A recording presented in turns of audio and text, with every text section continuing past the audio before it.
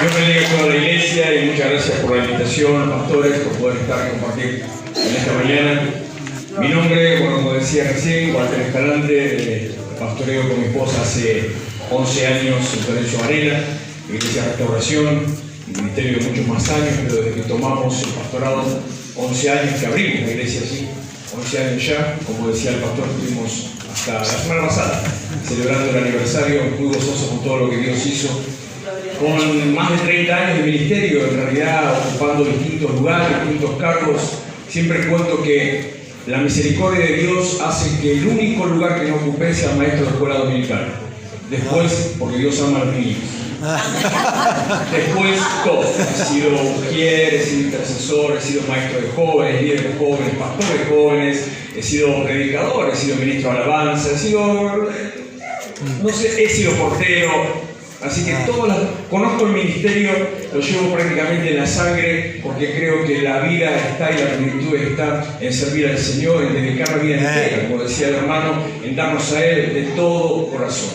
Unas palabras que decía recién me sentía muy identificado, porque a continuación de la pandemia hemos visto en la iglesia, en las iglesias, hemos visto una merma en el compromiso, en la entrega, en la dedicación. Este tiempo de la iglesia cerrada, ese casi año y medio dividido en dos etapas de la iglesia cerrada, generó mucha frialdad. En el principio, los primeros meses de cierre fueron muy luchados, algunas iglesias han tenido que cerrar, incluso también, con cerrar digo, desaparecer. Pero la iglesia tal vez se mantenía un poquito entre la bronca del encierro y la esperanza de la apertura. La iglesia, la congregación se mantenía un poco más activa y expectante. Cuando se hizo el segundo cierre hemos visto un desánimo general que cayó sobre todas las congregaciones, lo que nos muestra que es una obra espiritual, que hay un plan detrás de eso, más allá de un virus, más allá de una cuarentena. Y todavía hasta ahora estamos en todos lados viendo esa consecuencia, que la gente está como, bueno, pero si puedo verlo en mi casa, bueno, pero si puedo ir una vez por semana, bueno, pero ahora en la pandemia yo empecé tal actividad, tal emprendimiento, tal trabajo, ya no tengo tanto tiempo, así como estamos, me di cuenta que en mi casa puedo hacerlo del mismo modo. Y no es lo mismo estar en su casa que estar en la casa del Señor. Del mismo modo que si lo invitan a cenar, no es lo mismo cenar a través de Facebook que estar cara a cara con una persona. Así que estamos todos luchando, trabajando, porque eso cambie, volcando nuestra vida al servicio del Señor. Es milagro más grande que una vida transformada. Usted puede ver, por supuesto, sanidades que Dios las hace, puede ver milagros de prosperidad que Dios lo hace, puede ver aquellas enfermedades terminales que Dios también sana, por supuesto que sí, pero me hago cargo de estas palabras a título personal. No hay milagro más grande que una vida transformada. Vivía de una manera y deja de hacerlo, empieza a vivir de una manera distinta. Y a partir de ahí, como comentaba el hermano su testimonio por su madre y su familia, a partir de ahí, una vida transformada es una semilla que trae como cosecha toda una generación transformada. Una vida transformada se bendice a sí mismo, bendice a su matrimonio si lo tiene, bendice a sus hijos si lo tiene y bendice todo el entorno donde se mueve. No hay milagro más grande que una vida transformada. Por eso yo le animo a que siga sirviendo al Señor, a que se comprometa con Él, a que predique de Cristo, de la manera que sea. Lo bueno de la pandemia sí, nosotros en nuestro caso particular le intentamos sacarle jugo. Lo bueno de la pandemia es que nos abrió distintas opciones. Nos abrió un mundo nuevo en cuanto a predicar, en cuanto a evangelizar y también a mostrarnos. No a mostrarnos nosotros en primer lugar, sino lo que Dios hace. Pero yo digo siempre que el evangelio es una confrontación constante. Todos los días usted se enfrenta a una decisión. Todos los días se enfrenta, sigo creciendo, me sigo edificando, me sigo santificando o revuelvo la chancleta. Todos los días usted capaz que se enfrenta a la decisión, tal vez básica, simple, del ¿me levanto o no me levanto? ¿Voy a trabajar o no voy a trabajar? ¿Hago de comer o no como nada? Y sin embargo, también en el Señor las cosas importantes pasamos por esa decisión. Uno nunca sabe hasta dónde llega el impacto de una palabra, así como uno nunca sabe cuál es el impacto de una vida transformada. Estamos en un tiempo, estamos en un momento de nuestra sociedad muy complicado. Estamos en una lucha espiritual permanente y constante. Estamos en medio, metidos, clavados en medio de una sociedad que por un lado cada vez rechaza más a Dios, que cada vez quiere ahogar a la iglesia, quiere confrontar a la iglesia, quiere convertir a la iglesia a adaptarse a los métodos mundanos, y ahí está la iglesia en medio de eso. Entonces, nueva confrontación. ¿Qué hacemos? ¿Nos mantenemos encerrados en nuestra forma, en nuestras costumbres, dejando que todos los demás se pierdan? ¿O empezamos a, por ejemplo, a utilizar algunos medios virtuales de transmisión y otras cosas para que al menos alguno más pueda acercarse al Evangelio? Creo que también esto viene de parte del Señor. Creo que estamos en una nueva época. Creo que es un tiempo de inicio, así como los que se bautizaron están empezando una vida nueva en el Señor, una nueva vida en Cristo, independientemente de la edad. Moisés tenía 80 años cuando salió a pelear, tenía Caleb 80 años cuando tomó la tierra, y sin embargo ahí no le hicieron asco a nada. Así que, ¿qué son 40, 50, 70, aún los mismos 80? Siempre es temprano para decirle que sí al Señor. Anoche nosotros tuvimos un culto de primicia, el primer culto del mes, independientemente del día que caiga, y compartimos también la cena del Señor. Y el Señor me dio una palabra sobre los orígenes, de lo cual quiero tomar una parte, un pedacito apenas, para introducirme en el tema que el Señor me dio para ustedes. No es fácil predicar en nuestra congregación. Es muy fácil agarrar el sermón número tal, entonces compartirlo. Es muy fácil repetir lo que uno predicó en otro lado, pero ya está, usted no sabe lo que yo prediqué ayer. Así que yo no puedo predicar lo mismo. Aún eso también podría llegar a ser de parte del Señor. Pero entonces eso me lleva a, Señor, no es lo que yo quiera decir, sino lo que tenga para decir. Que es lo que vos querés que diga, que es lo que vos tenés para decir, porque vos conocés el corazón de cada persona.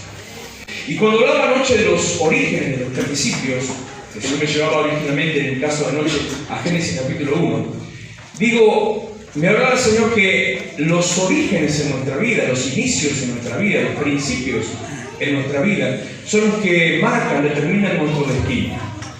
Las primeras cosas que aprendemos, la primera gente que conocemos, el lugar donde estamos, aquellos que nos rodeamos, las cosas bien o mal aprendidas.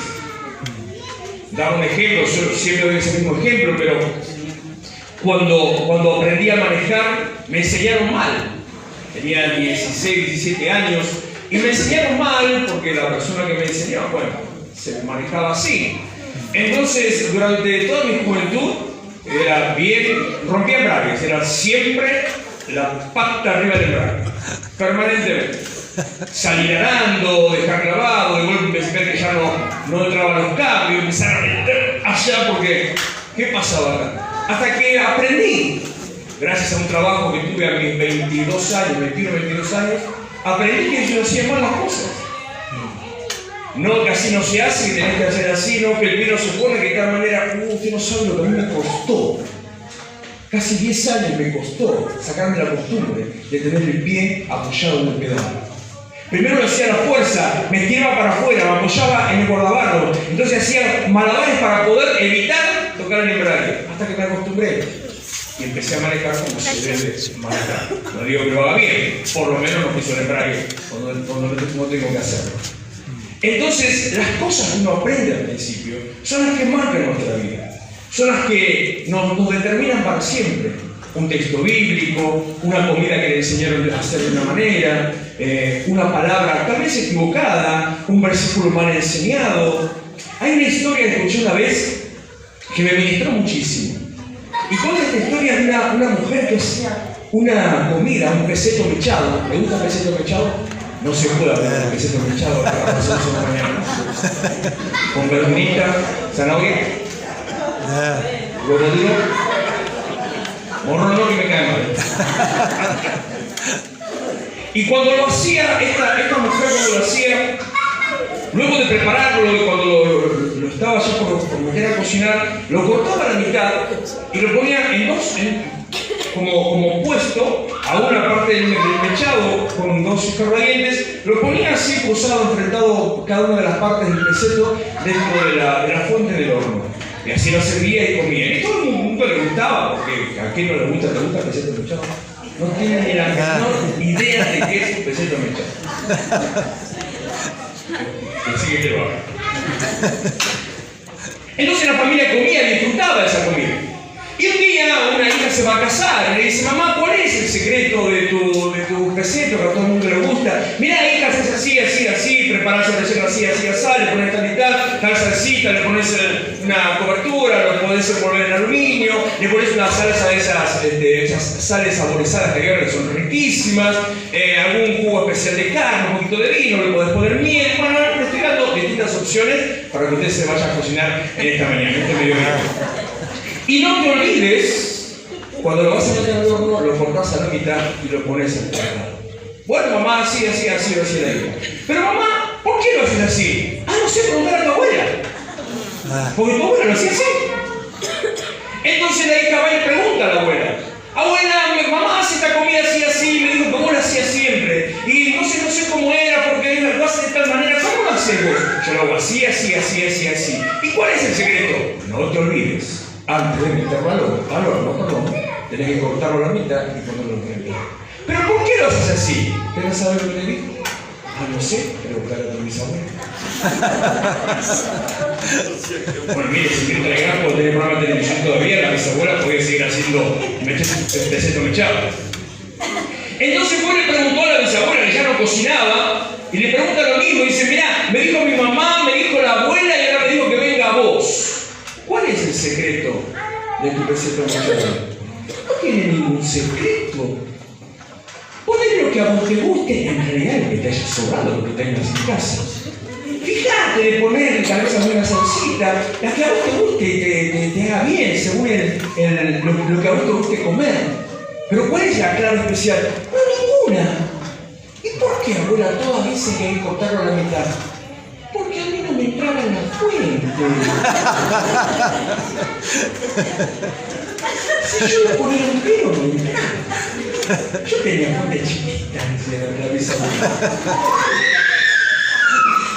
Entonces la hija lo vio hacer así, la nieta de su hija, de su madre lo vio hacer así, y así trasladado hacia la cuarta generación, el peseto mechado tenía que cortarse a la mitad. Estereotipos, formas, cosas que nosotros hacemos por tradición y no porque en realidad tengan un sentido importante. Como comentaba el hermano también, me dijeron que uno tiene que estar en la familia, tiene que estar en la iglesia que uno se bautizó. ¿Y por qué? ¿Y quién dice que es así? ¿Y quién pone esa norma? Hacemos tantas cosas en la iglesia, en el evangelio, que las hacemos porque otros las hacen y no porque se deban hacer, o porque las aprendimos de una manera y no porque esa sea la manera correcta. Y en este tiempo nuevo, en este tiempo de inicio, en este tiempo de un nuevo origen para arrancar lo que Dios quiere por la iglesia, donde la sociedad, aún como usted la ve, negando a Cristo, alejándose del Señor, está cada vez más necesitada de la iglesia.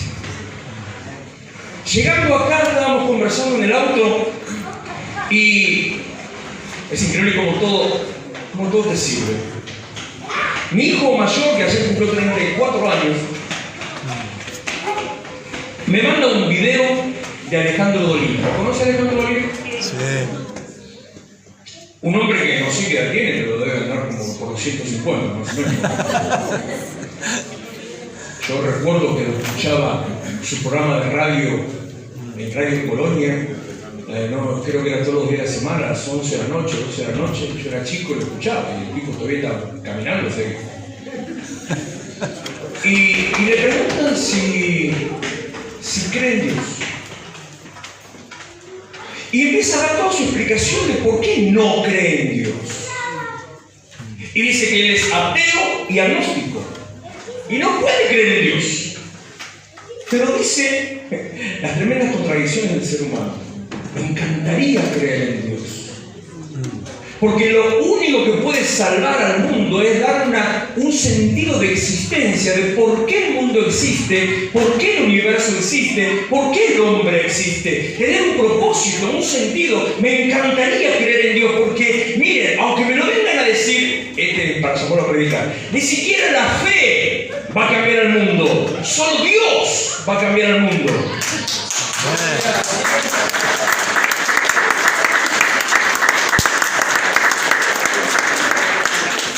Lo dijo un ateo. Un hombre que dice no creer en Dios y que agrega no puede creer en Dios. Dice ese hombre, solo Dios puede salvar al mundo. Hay una necesidad mucho más grande de lo que nuestra mente nos puede permitir ver. Y a veces creemos que al otro no le interesa escuchar el mensaje. O a veces creemos que el otro nos va a sacar corriendo cuando le vaya a predicar. A veces creemos que el otro se va a burlar. Y tal vez pase todo eso. Tal vez no lo quiera escuchar, tal vez se burle, tal vez lo eche. Pero como decía el pastor, la palabra está sembrada. La semilla ahí quedó. Y en algún momento, esa semilla empieza a germinar. Hay plantas que usted siembra y al día siguiente empezó a brotar. Hay otras cosas que usted siembra y pasa meses y no aparece nada. Siembra una nuez. Ni se entera cuando empieza a crecer. Hay cosas que tienen su tiempo de maduración, su tiempo especial. Así es la palabra de Dios, del cual ella misma dice, y por lo tanto eso para mí es suficiente, no volverá a mí vacío. La gente tiene necesidad de Dios, solo que no lo sabe. La gente necesita a Cristo, solo que no lo sabe, no se entera, porque le hemos mostrado, nosotros les mostramos a la gente una iglesia que echa a la gente de la iglesia. Les mostramos a veces a la gente una iglesia que tiene solamente formas y no Dios. Le mostramos a la gente una iglesia que tiene que venir vestida de tal manera, comportarse de tal forma, decir tal palabras, hablar de tal tono de voz. Y cuando viene alguien medio... Allá se me sentó un borracho en la iglesia. Déjelo ahí, no hay problema. Se sentó al fondo. Déjelo ahí, no hay problema. Lo que quieran sacar en el momento, déjalo, ¿qué pasa? En el momento siguiente para frente, digo, ténganmelo ahí. Pues yo predicaba, ¿qué hacemos cuando pasa eso? Soy consciente de que a un borracho no se le puede predicar, no se gaste nunca. No se le puede predicar a una persona que no está en pleno uso de su razonamiento, salvo que en ese momento Dios esté obrando milagros, tenga algún propósito específico y sí suceda. Pero recíbalo, atiéndalo, conténgalo, que escuche, que esté y que venga en otro momento más consciente. Lo mismo si es una persona que está con alguna adicción, no va a poder. Pero eso no quiere decir que hay que echarlo, tenemos que prepararnos para los tiempos que vienen. Tenemos que ayornar la iglesia al mensaje del tiempo en el que estamos. Tenemos que adaptar el mensaje a la audiencia que tenemos. Y aclaro, no digo cambiar la Biblia y tampoco cambiar el mensaje. Tenemos que cambiar la manera de la iglesia en la cual nos acercamos a la gente. Porque a veces por querer ser tan cristianos evangélicos, le damos a la gente un lenguaje, un léxico, un evangelio que tiene 2000 años atrás. Usted seguramente habrá visto una vez a un cura católico, a un sacerdote católico cuando está oficiando misa. Está vestido con una sotana, que es la vestimenta habitual, ritual del catolicismo. Y te diré, ¿por qué se pone eso? ¿Y por qué a un papa un día le pintó que esa era la ropa que tenía que usar de la Edad Media? Porque era lo cómodo para su época en la Edad Media. Pero de la Edad Media ya pasamos 600 años. Entonces es necesario ayornar algunas formas. Lo mismo cuando nosotros hablamos o predicamos, tenemos que ayornar el mensaje para que la gente quiera escuchar. La iglesia en este tiempo también, tomándose de este principio, a veces se va por las ramas y se va por otro lado. También hay un camino, una dirección de la iglesia que se quiere ayornar tanto que hasta se olvida de Cristo. Hay un formato de iglesia que tiene mucho que ver con lo televisivo o electrónico que solamente, y capaz usted conocerá, y espero que no haya tenido la mala suerte de conocer de forma experimental, sino de oídas. Hay un formato de iglesia que solamente le pide plata. que cuanto más plata usted dé, más bendecido va a ser. Cuanto más plata usted dé, más salvo va a ser. Cuanto más plata usted dé, más santo va a ser. No sé de qué Biblia lo sacan, pero bueno. Y hay una gente que cree eso y sigue ese camino. Entonces yo digo, ¿por qué permite Dios que esa gente que se dice cristiana engañe al que no conoce al Señor? E inmediatamente me lleva a otra pregunta. Esta mañana estaba tomando mate, sagrado mate. Si no es mate, la Biblia no funciona. Y llega por Facebook en una publicación, no sé, no recuerdo si era conocido o no, uno de los tantos memes cristianos, ¿no? Y había una imagen dividida en dos secciones. La sección de arriba había un muchacho, la cara de un muchacho mirando una película, y decía Netflix 3 horas, cara alegre, riéndose. La sección de abajo de la foto había un muchacho dormido, la boca abierta, en la iglesia sentado, o en un banco de iglesia. Decía, 30 minutos de prédica en la iglesia. Entonces dice, ¿te bancás 3 horas mirando Netflix? Y a los 30 minutos de la iglesia te dormís. Entonces, con ese mensaje, que usted capaz que lo habrá pasado, dice, ¿por qué no sos capaz de aguantarte en media hora de prédica? Y a mí Dios me habló. Le dije que el Evangelio es una confrontación constante, o por lo menos conmigo. Y yo me quedé mirando eso. Y dije, ¿no será que la prédica es aburrida? ¿Y Netflix es divertido? ¿No será que, porque para sentarse a ver una película o una serie, nadie lo obliga?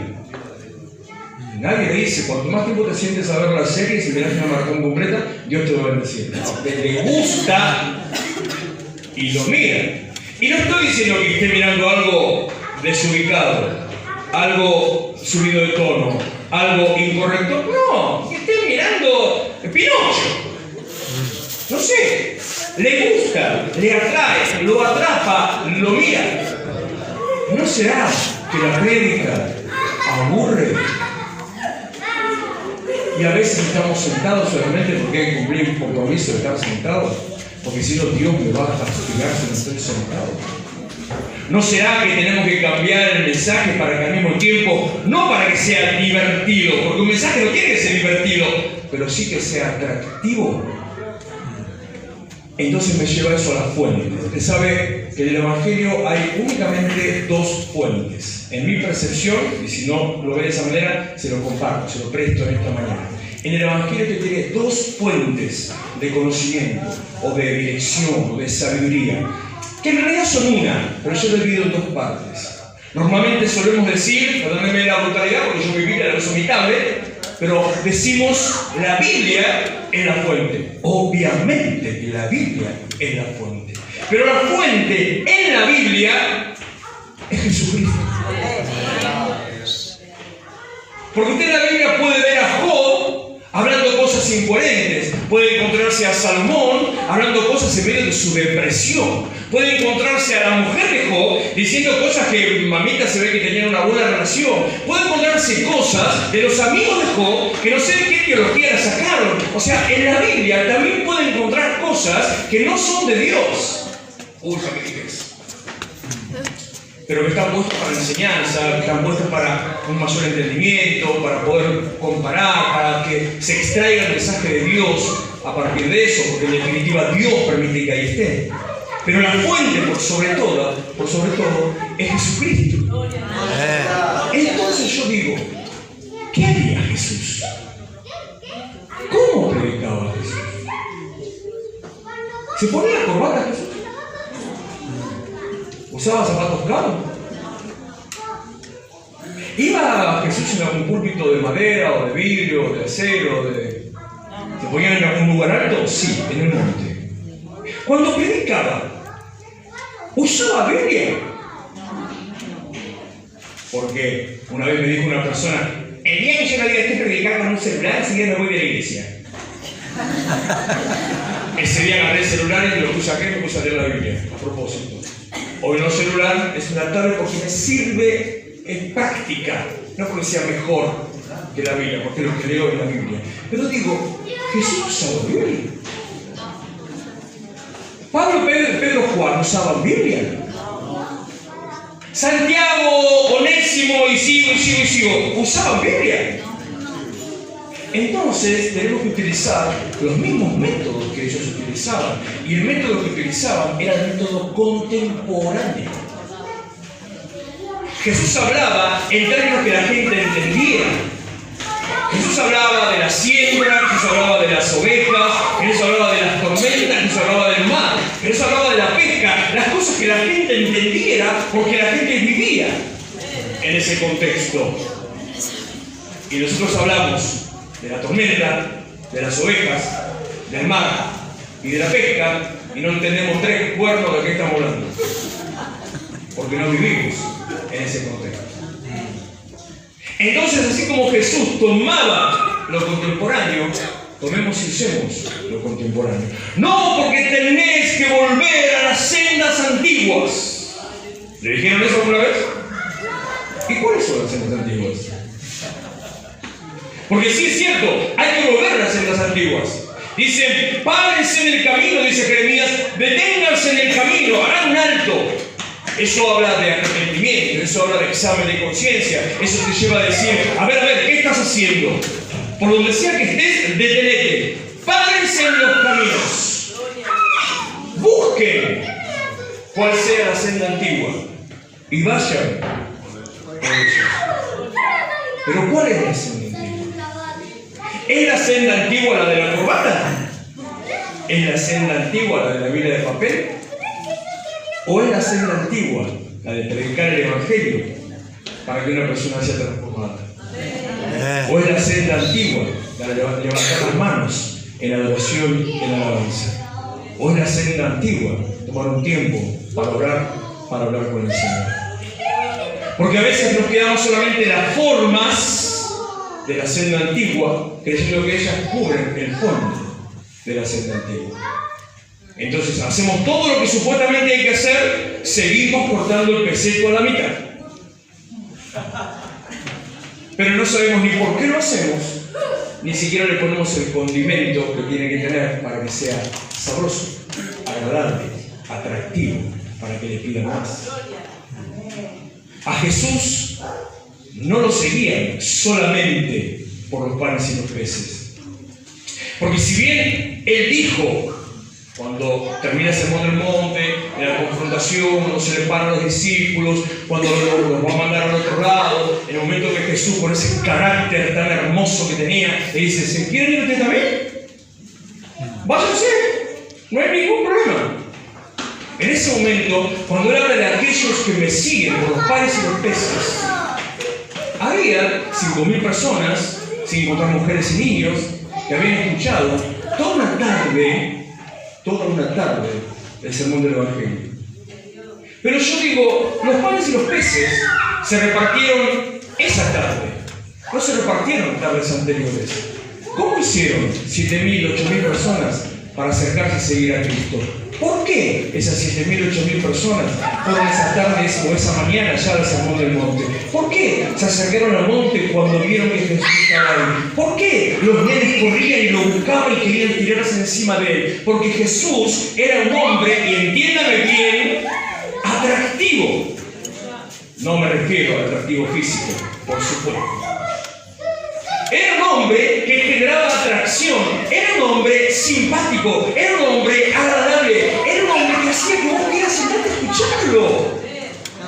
Era un hombre conectado con la realidad. La iglesia a veces en este tiempo está desconectada de la realidad.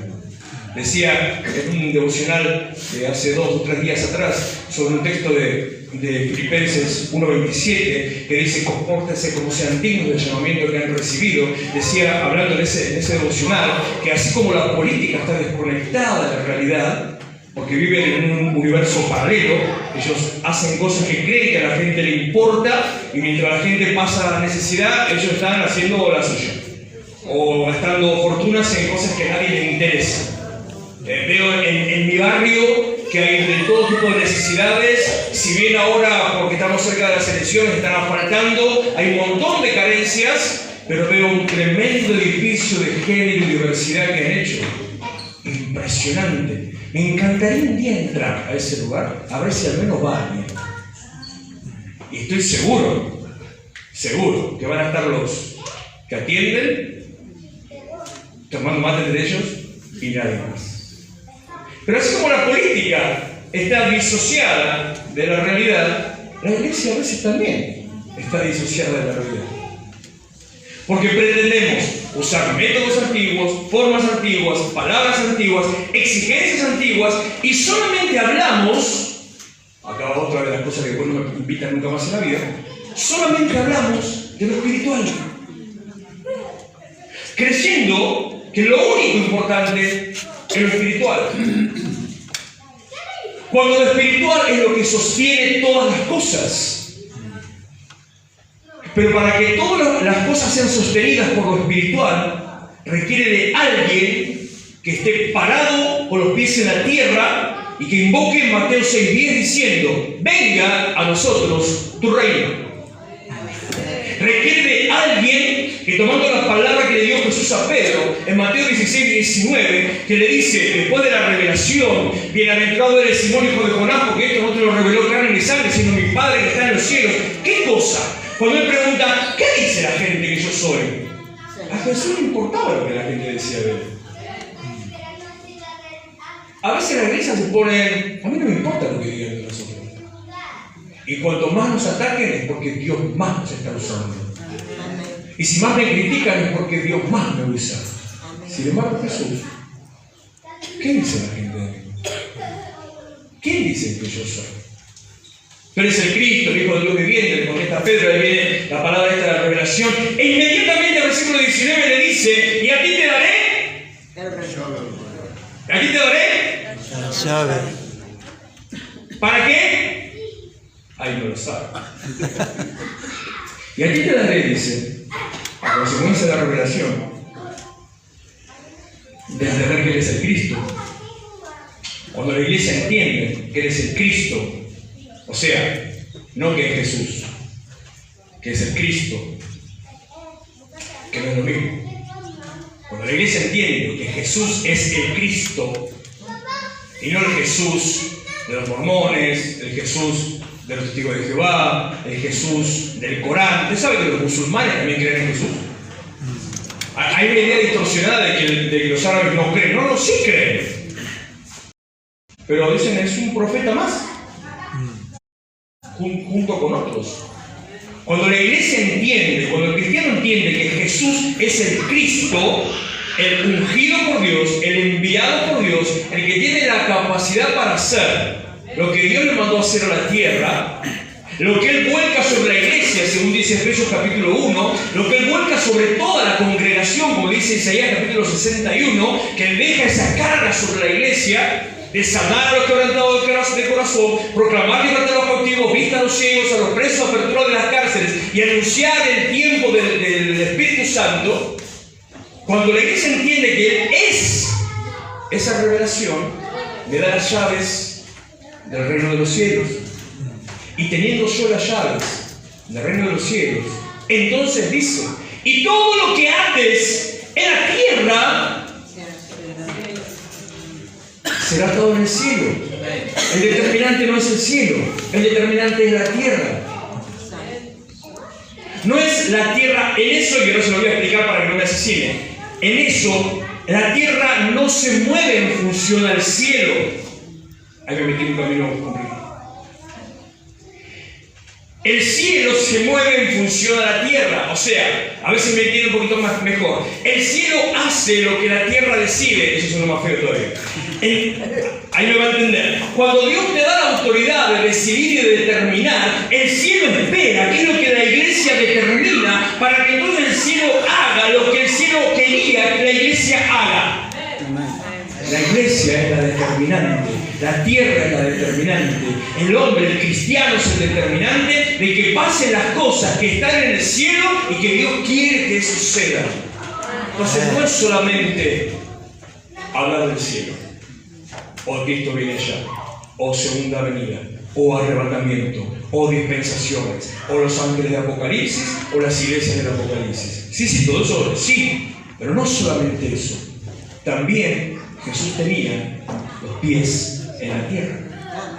Porque Él dice que tuvo hambre, Él dice que tuvo sed, Él dice que le cayeron lágrimas de sangre, Él dice que se enfrentó a situaciones humanamente dolorosas, se enfrentó a desprendimientos, se enfrentó a traiciones, se enojó alguna y otra vez. ¿Sabe que Jesús se enojó alguna y otra vez? Sí. Yo tenía un discípulo hace muchos años atrás, me divertía con él siempre. Hoy es predicador en Banfield. Me divertía porque yo lo peleaba con Mateo 21. El pasaje donde Jesús entra al templo y que se encuentra con las mesas de los cambistas y los que vendían palomas. Entonces Jesús empieza a revolver cosas. Dice que Jesús empezó a los latigazos y a las patadas revoleaba las mesas. ¿Por qué? Porque los tipos estaban comerciando con el evangelio, para decirlo en nuestro léxico. Y este discípulo mío me decía, no, pero Jesús no se enojó. La Biblia no tiene tono de voz, me decía, pero me lo decía en serio. Así que no podés decir que Jesús se enojó, porque Jesús es Dios. No, claro, yo seguramente Jesús entraba al templo y decía, oh amados, permítanme que os latigue. Dame la oportunidad de revolear los se enojaba. En el Celo Santo, el cual Jeremías dice, mi casa será llamada casa de oración para todas las naciones, y ustedes las han hecho cueva de ladrones. Entonces el tipo se arrepiaba por eso. Los pies en la tierra para compartir el mensaje de una manera que sea audible. Escúcheme, así como yo le dije cuando empecé, no importa lo que yo quiera decir, sino lo que tenga para decir. Del mismo modo, cuando usted comparte el evangelio con quien sea, no importa, lo importante no es usted compartiendo. Lo importante es el otro recibiendo. Ahora, si usted quiere hacer lo mismo que los conquistadores en la época de la conquista americana, quiere hacer como hicieron los que venían con Colón o con todos los demás, que entraban, venían el conquistador, venían con los soldados, le clavaban la espada y la cruz ahí, y venía un cura, y le hablaban a los indígenas guaraníes en latín. Y le decía, convertite a Jesucristo o te esclavizo. Y el indígena le decía, le mandamos a buscar porque decía nada guaraní. Entonces, el demoniado lo metía en la cárcel. ¿Qué oportunidad tuvo ese indígena de entender lo que le estaban diciendo? Y nosotros a veces hacemos lo mismo, porque la gente no entiende lo que le estamos diciendo. Porque solamente nos quedamos con lo que aprendimos, o con lo que experimentamos, o con lo que nos dijeron que era lo correcto para leer. Si me lo permite, ahora voy a leerle, se lo encuentro un texto bíblico. Está en Lucas. Si me encuentro. Capítulo 5, verso 33.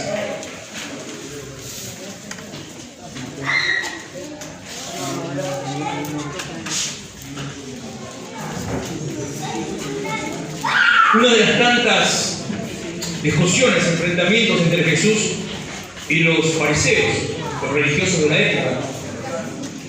Porque a Jesús también le hacían lo mismo, ¿no? A Jesús también le decían, tenés que ir por las sendas antiguas. A Jesús también le decían, lo que vos estás haciendo está mal.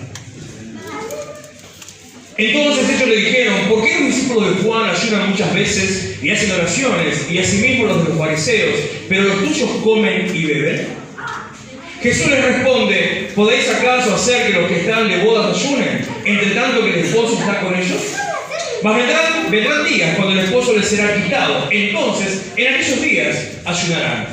Uno puede decir muchas cosas al respecto de esto, puede incluso llegar a cuestionar si se debe ayunar o no. Basado en este texto, lo que yo me quedo con estas palabras es, aún a Jesús, sin entender quién era, por eso la importancia de entender que no solo Jesús, sino que es el Cristo, lo cuestionaba lo que estaba haciendo.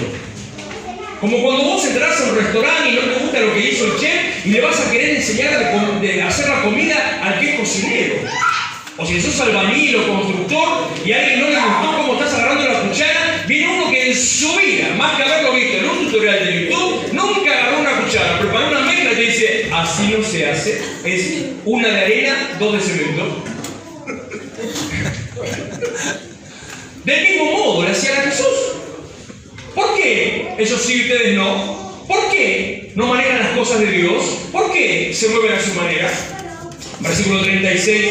Les dijo también Jesús una parábola. Nadie corta un pedazo de un vestido nuevo y lo pone en un vestido viejo, pues si lo hace, no solamente rompe el nuevo, sino que el remiendo sacado de él no armoniza con lo viejo. Las cosas nuevas no solamente que nos sirven, sino que no armonizan con las cosas viejas. Entonces tal vez la tendencia sea, bueno, nos quedamos con lo viejo para que haya armonía. Yo recuerdo mis primeros pasos en el Señor. Me formé en una iglesia eslava de la ciudad de Remedios de Escalada. Mi pastor, que ya partió con el Señor, Jorge Basilio Todarchuk, un hombre muy formado en la sana doctrina y en el eslavismo. O sea, era súper así. Aunque la familia consideraba que era un rebelde porque permitía que las mujeres usaban pantalón. Entonces eso para esa época era ¡pecador! Tremendo, ¿cómo va a ser una cosa como esa? Y este hombre decía y acostumbraba a hacer cosas como este texto, sobre los odres viejos y los odres nuevos. Entonces él decía, lo nuevo no tiene que ver con nosotros, quedémonos con lo viejo. Pero si nos quedamos con lo viejo, ¿a quién alcanzás de ellos? Decía, entre sus tradiciones, y eso era discusión permanente con ese hombre, antes de abrir mi iglesia me tomé el trabajo de ir a verlo y a pedirle perdón. Digo que el laburo estuvo conmigo. Qué bravo era yo, porque por eso yo veo un rebelde ya por el olor, ya lo reconozco. Como camina, como se sienta, como se para, como agarra la vida, ya lo reconozco, ya sé por dónde caminar. Era obligatorio toda persona que pase al púlpito a hablar, a dar un testimonio, a leer la Biblia, a cantar o a predicar. Cualquiera tiene que estar con corbata y zapatos. La verdad que los jóvenes, yo pastores jóvenes, no importa lo que el joven haga fuera de la iglesia, le tenemos que enseñar cómo hacerlo adentro de la iglesia. Entonces usted veía todos obedientes pasando a compartir la palabra. Cada mamarracho, camisa escocesa con corbata rayada. Posta que me acuerdo de ese caso literalmente. Me acuerdo de un muchacho, camisa escocesa, corbata rayada. Usted nunca vio algo más presente cuando la tele de antes que se perdía la señal, no sabía que estaba mirando. Cuando querés mezclar las cosas no armonizan. Como cuando ves ahora todo lo que hacen con las cuestiones de identidad de género, no armonizan lo que quieren inventar. Cuando las cosas son forzadas, no enganchan, no pegan. Cada vez tienen que agregar algún nombre más, o algún artículo más, o alguna letra más a la sigla esa LGBT, dentro de poco va a ser todo el abecedario. Porque de golpe aparece un caso nuevo que no encaja. Entonces, bueno, le agregamos otro más.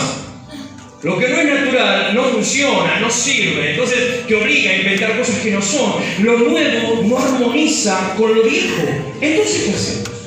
Nos quedamos con lo viejo, matamos a lo viejo. Nos quedamos con lo nuevo, matamos a lo nuevo. La fuente, Dios, la sabiduría, Jesús, siempre tiene la palabra apropiada.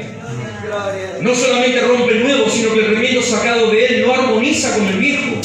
Y nadie echa vino nuevo en odres viejos. De otra manera, el vino nuevo romperá los odres y se derramará, y los odres se perderán. El vino nuevo en odres nuevos se ha de echar, y lo uno y lo otro se conserva. Amén. Entonces ya no hay lugar para mí en la iglesia. Porque yo soy de los viejos. Yo soy de los coritos viejos. Yo soy del formato viejo. Yo soy de la forma de antes.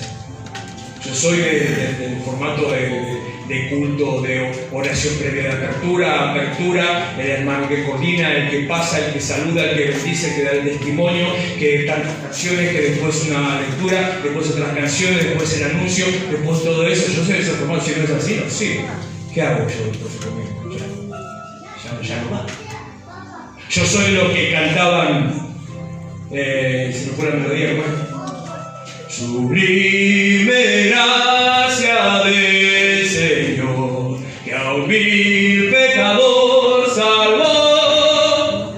Yo soy de aquellos que mi vida entera esté consagrada a ti, Señor. Entonces el San Marcos no vale, voy. ¿Qué lugar queda? El lugar que queda. Esta mañana vi la palabra y la leí en la versión nueva, que me bendijo tanto. Filipenses capítulo 3, versículo 13, que dice: hermanos, yo mismo no pretendo haberlo ya alcanzado, pero una cosa hago, olvidando ciertamente lo que queda atrás, extendiéndome a lo que está delante. ¿Qué es lo que está delante? Prosigo a la meta, al premio del supremo llamamiento de Dios en Cristo Jesús. Y la versión moderna que yo leí esta mañana dice, en el versículo 13, me olvido del pasado y me esfuerzo por alcanzar lo que Dios quiere para mí, para lo que Dios me llamó. O sea, no quiere decir que porque vos seas del himno, que porque vos seas del himno número 15, del himnario de gloria, que porque eso quiere decir que ya no hay lugar para vos. Lo que quiere decir es que lo que tenés que hacer es renovarte, abrir tu pensamiento, cambiar tu mente. Efesios 4:23, renovados en el espíritu de su mente. Isaías 43:19, he aquí, yo hago cosa nueva, pronto saldrá a la luz. Isaías 42, no recuerdo el versículo, ahora se lo digo, que dice algo que me llamó mucho más la atención. Dice, las cosas primeras pasaron, dice. Isaías 42, Isaías 450 años de Cristo, las cosas primeras pasaron. ¿Y por qué queremos seguir entrando a la iglesia con túnica y sandalias entonces todavía? Y el capítulo siguiente, yo hago cosa nueva. Siempre hay lugar para todo aquel que quiera servir a Dios. Siempre hay lugar para que el hombre viejo siga recibiendo de lo viejo de Dios y de lo nuevo de Dios. Pero lo nuevo de Dios necesita un hombre nuevo, un corazón renovado, un espíritu transformado, una visión que lo conecte con lo que Dios quiere hacer hoy. Y termina ahí diciendo Lucas, termina diciendo, una vez que termina, acomoda los odres, dice, ahora, aquel que probó el vino viejo, no quiere saber nada con el vino nuevo. Pero entonces, ¿qué queda? ¿Hay que ser nuevo o hay que ser viejo? Ambas cosas persisten, porque lo viejo le da sustento a lo nuevo, y lo nuevo le da sabor a lo viejo. Porque el formato de iglesia antigua es lo que nos formó, lo que nos edificó, lo que hace que yo me golpee la cabeza contra la pared y digo, ¿cómo puede ser? Como dijo el hermano también cuando estaba coordinando, ¿cómo puede ser que te alcance con venir un día? No entiendo, digo, no entiendo. Que te conformes con venir un miércoles, si fue el miércoles, el sábado no. Si fue el sábado, el domingo no. Si fue el domingo, el miércoles no. No entiendo, porque soy formado con la otra manera de darle todo al Señor. Este mismo pastor decía, yo ahora lo amo, antes me volvía loco. Dios nos pide mucho. Hay muchos que dicen que Dios pide mucho y que acercarse a Dios entonces es como un desprendimiento de todo. Dice, no, Dios nos pide mucho. Dios pide todo. Y cuando vos le das todo, Él te devuelve lo que vos necesitas. Después de ese tiempo y pasando por tantos procesos que viví en mi vida, yo quiero que me recuerden como el apóstol del proceso. José y Job para mí son como si fueran mis compañeros de escuela primaria. He pasado todo tipo de desiertos, de crisis, de angustias, de vacíos, de necesidades, de dolores tremendos, de dolores de parto. He pasado momentos en los que pensaba que ya no podía existir nada peor que eso y encontrarme al tiempo siguiente, tal vez unos años más, en situaciones más dolorosas que aquella anterior, de la cual yo pensaba que no podía haber algo peor. Las conozco, anduve por esos caminos. Entonces aprendí que Dios es especialista en destruir la personalidad natural para construir la personalidad espiritual. Pero para eso tenemos que ser renovados, que no ser transformados, renovados en el espíritu de la mente, aceptar aún todo lo nuevo que viene de Dios, un corazón renovado para poder seguir siendo herramientas útiles en las manos del Señor. Cierra sus ojos, por favor, permítanme orar por usted. Y ya nada más, agradezco al pastor de la iglesia por esta oportunidad, por esta honra. Señor, en nombre de Jesús, yo bendigo a tu pueblo, bendigo a tu iglesia. Te doy gracias, Señor, por este tiempo compartido. Gracias, Señor, por tu misericordia, por permitirme estar en este lugar.